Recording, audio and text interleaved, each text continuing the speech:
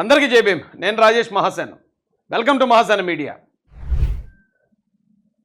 వైకాపా నేతలకు హైకోర్టులో గట్టి ఎదురుదెబ్బ. తెదేపా కేంద్ర కార్యాలయంపై దాడి కేసులో ముందస్తు బెయిల్ పిటిషన్లు కొట్టివేత. చంద్రబాబు ఇంటిపై దాడి కేసులో మాజీ మంత్రి జోగి రమేష్కు చొక్కెదురు.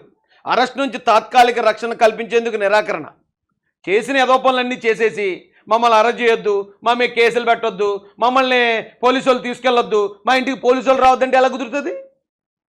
చట్టం తన పని తను చేసుకెళ్ళిపోద్ది.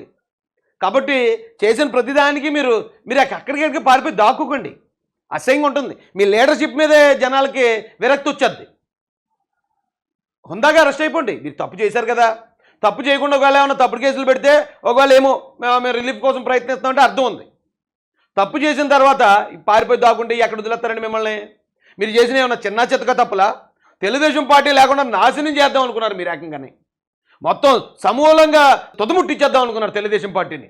ఇప్పుడు అలాంటి తెలుగుదేశం పార్టీ కూటమి 164 సీట్లతో తిరుగులేని అధికారంలో కూర్చుంది. కేంద్ర ప్రభుత్వాన్ని కూడా శాసించే స్థాయిలో కూర్చొని ఉంది. ఎవడు కాపాడుతాడు మిమ్మల్ని? ఎక్కడ పారిపోతారు మీరు? మీరు తెలంగాణకి వెళ్తే తెలంగాణలో కూడా ఇలా చిటికెత్తే అలా దొరికేస్తారు. మీరు తమిళనాడు వెళ్తే తమిళనాడులో పట్టేస్తారు. మిమ్మల్ని బెంగళూరుకి వెళ్తే కర్ణాటకలో పట్టేస్తారు. కేరళ పారిపోలేరు, ఏదో ఉత్తర భారతదేశంకి వెళ్ళిపోలేరు. ఎక్కడికి వెళ్ళినా చంద్రబాబు నాయుడు గారు చిటికెలాగా చేశారంటే కేంద్ర బలగాలు అప్రమత్తమై జుట్లు పట్టుకుని కలుగులో ఉన్న ఎలకలు ఈడ్చుకొచ్చినట్టు లాక్కొచ్చేస్తారు మిమ్మల్ని. అయిపోయింది. మీరు చేసిన పాపాలన్నింటికి సమయం అయిపోయింది. ఇక మీ పనిష్మెంట్ సమయం మొదలైపోయింది. మీరు ఎక్కడికి పారిపోలేరు, దేశం వదిలి వెళ్ళలేరు. ఎందుకంటే మీ అందరి మీద లుకౌట్ నోటీసులు జారీ అయిపోయి ఉన్నాయి. మీరు ఇలా ఎయిర్పోర్ట్లో కనపడినండి చాలా అక్కడ పట్టుకుని బొక్కలేసేస్తారు.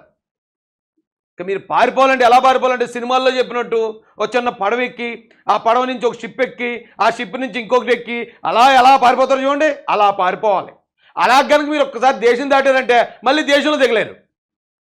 ఇంకా అయిపోయినట్టే మీ సినిమా అక్కడితోటి. అన్ని విధాలా లాక్ అయిపోయి ఉన్నారా మీరు. మిమ్మల్ని ఎవడో కాపాడలేడు. జగన్ రెడ్డి కూడా పారిపోతాడు. జగన్ రెడ్డి కూడా అఫీషియల్గా వెళ్ళిపోయి ఇంకా లండన్ వెళ్ళిపోయి నాకు ఒంట్లో పోలేదు, నాకు హాస్పిటల్లో జాయిన్ అయిపోయి 10 సంవత్సరాలు అడ్మిట్ అవ్వమన్నారని చెప్పినా ఎవడో ఆశ్చర్యపోక్కర్లే. అధికారాన్ని అడ్డుపెట్టుకుని తెదేపా కార్యాలయం పార్టీ అధినేత చంద్రబాబు ఇంటిపై దౌర్జన్య కాట సాగించిన వైకాపా నేతలకు హైకోర్టులో గట్టి ఎదురుదెబ్బ తగిలింది. వారి ముందస్తు బెయిల్ పిటిషన్లు కోర్టు కొట్టేసింది. మరోవైపు అప్పటి ప్రతిపక్ష నేత నారా చంద్రబాబు ఇంటిపై మోకదాడి కేసులో వైకాపా మాజీ మంత్రి జోగి రమేష్ ఆయన అనుచరులు దాఖలు చేసిన ముందస్తు బెయిల్ పిటిషన్ సైతం హైకోర్టు కొట్టేసింది. బెయిల్ పొందేందుకు పిటిషనర్లు అర్హులు కాదని, ఇలాంటి వారికి బెయిల్ ఇస్తే సమాజంలోకి చెడు సంకేతాలు వెళ్తాయని పోలీసుల తరపున సీనియర్ న్యాయవాదులు సిద్ధార్థ లోద్రా, పోసాని వెంకటేశ్వర్లు, పబ్లిక్ ప్రాసిక్యూటర్ మెండ లక్ష్మీనారాయణ చేసిన వాదనతో కోర్టు ఏకీభవించింది. వీళ్ళు జస్ట్ గవర్నమెంట్ తరపున చెప్పుదిలేదండి. గవర్నమెంట్ చెప్పిన దానికి హైకోర్టు వారు ఏకీభవించారు. ఎస్, క్రిమినల్ లా కొడుకు వీళ్ళు. ఇలాంటి క్రిమినల్ గాళ్ళు కానీ మనం క్షమిస్తే ఇంతకన్నా ఘోరమైన నేరాలకు పాల్పడతారు. వీళ్ళ సంఘ విద్రోహ శక్తులు వీళ్ళు. వీళ్ళ వల్ల సమాజానికి చేటు. వీళ్ళకి మాత్రం, ఈ యదవులకు మాత్రం చచ్చిన బెయిల్ ఇవ్వద్దు. ముందస్తు బెయిల్ అనే సమస్య లేదు. అరెస్ట్ చేయండి వాళ్ళని. ఒక జేబు దొంగను అరెస్ట్ చేసినట్టు, ఒక దొంగతనాలు చేసే ఒక డెకాయిడ్ని అరెస్ట్ చేసినట్టు, ఒక మర్డర్లు చేసే హంతకుడిని, నేరస్తుడిని అరెస్ట్ చేసినట్టు ఈ ఎమ్మెల్యేలని, ఎంపీలని, మంత్రులను కూడా అరెస్ట్ చేయండి. వీళ్ళు ఆ నేరస్తుల కన్నా ఘోరమైన నేరస్తులు వీళ్ళు అని హైకోర్టు వారు చెప్పారటండి. అయినా హైకోర్టు చెప్పినా కూడా ఓ 10 రోజులో 15 రోజులో ఆగిన తర్వాత అరెస్ట్ చేద్దరేమో.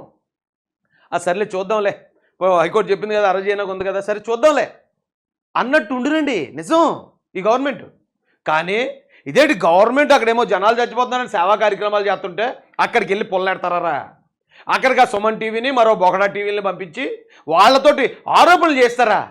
ఎవడైనా ఏ ఎదవన్నా సరే చెప్తున్నాను నేను, వెళ్ళి మైకి పెట్టినప్పుడు నాకు సాయం అందలేదన్నాడా, బాబు నీది ఎక్కడ, నీ అడ్రస్ ఎక్కడ, నీ ఇల్లు ఎక్కడ అని వెంటనే తీసుకుని ఏమంటే పలానా అడ్రస్, పలానా నగర్లో, పలానా డోర్ నెంబర్లో ఈ సాయం అందలేదట అని గవర్నమెంట్కి పాస్ చేయాలి. కానీ గవర్నమెంట్ మీద విమర్శలు చేయకూడదురా బొక్కడా నా ఎల్లారా.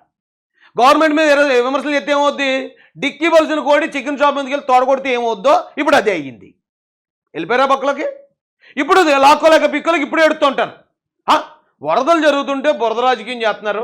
ఇప్పుడు అరెస్ట్ చేశారు. బురద రాజకీయం చేసింది మీరు వైసీపీ వాళ్ళు. మీరు బురద రాజకీయం చేస్తున్నారు కాబట్టే ఇప్పుడు గవర్నమెంట్ రాజకీయం చేయడం మొదలెట్టింది. తప్పు చేసినోడు అరెస్ట్ చేయడం మొదలెట్టింది. ఇప్పుడు ఇవి లాక్కోవడానికి సరిపోద్ది. ఇప్పుడు మీరు వెళ్ళి అక్కడ తప్పుడు ప్రచారం చేయడానికో పేటీఎం కార్మికులను పెట్టడానికి ఇంకా ఆలోచించరు. మీలాంటి వాళ్ళకి ఇదే కరెక్టరా బాబు. కోర్టు ఏమన్నదో ఒకసారి చూడండి. రాజకీయ జోక్యం ఉన్నట్లు కనిపిస్తుంది హైకోర్టు అన్నారండి. రాజకీయ జోక్యం ఉన్నట్లు కనిపిస్తుంది ఏంటి అని హైకోర్టు జడ్జిలు అన్నారట.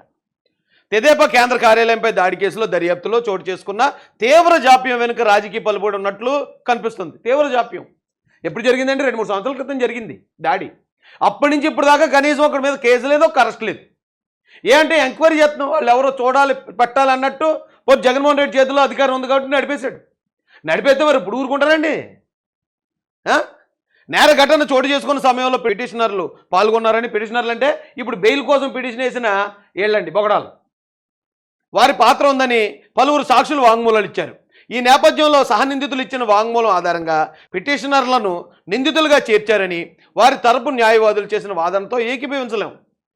ఈ కేసు దర్యాప్తులో తీవ్ర జాప్యం చోటు చేసుకోవడానికి గమనిస్తే దర్యాప్తు సంస్థను ప్రభావితం చేసినట్లు కనిపిస్తుంది.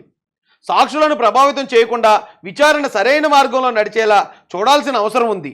ఈ నేపథ్యంలో ముందస్తు బెయిళ్లను కొట్టేస్తున్నామని హైకోర్టు పేర్కొంది. ఇంత చేశారంటే దీని వెనకాల రాజకీయం ఉంది. రాజకీయంగానే దర్యాప్తు సంస్థని, అయితే పోలీసులు అయితే సిఐడి వీళ్ళని కూడా ప్రభావితం చేశారు. కాబట్టి వీళ్ళు బయటకు వస్తే సాక్షులను కూడా ప్రభావితం చేస్తారు. కాబట్టి ముందు ఈ బ్రొగడగాళ్ళందరినీ బొక్కలో దోసేసి అప్పుడు ఎంక్వైరీ చేయండి. ఎంక్వైరీ అయ్యేదాకా వీళ్ళు ఈ నేరస్తులు, కరుడుగట్టిన నేరస్తులు జైల్లో ఉండాల్సిందే అని హైకోర్టు చెప్పింది. మరి ఇంకేం చేయాలా? పోనీ సర్లే ఉందాలే కొన్ని రోజులు అరెస్ట్ చేయకుండా ఉందాం, ముందు ఈ వరదల సంగతి అన్నీ చూద్దాం. ఈ లోపల వైసీపీ వాళ్ళు కూడా వచ్చి పాపం వాళ్ళు కూడా ఏదైనా సాయం చేస్తారేమో, వాళ్ళ చేతనైంది వాళ్ళు చేస్తే అందరూ కలిసి చేస్తే త్వరగా ఇక్కడి నుంచి కోలుకుంటుంది విజయవాడ అని చెప్పేమో గవర్నమెంట్ ఆలోచిస్తే గవర్నమెంట్కి పొలాలు అడ్డం తయారవుతున్నారా మీరు? మరి ఏం చేయాలరా మిమ్మల్ని? మీకు ఇదే కరెక్ట్.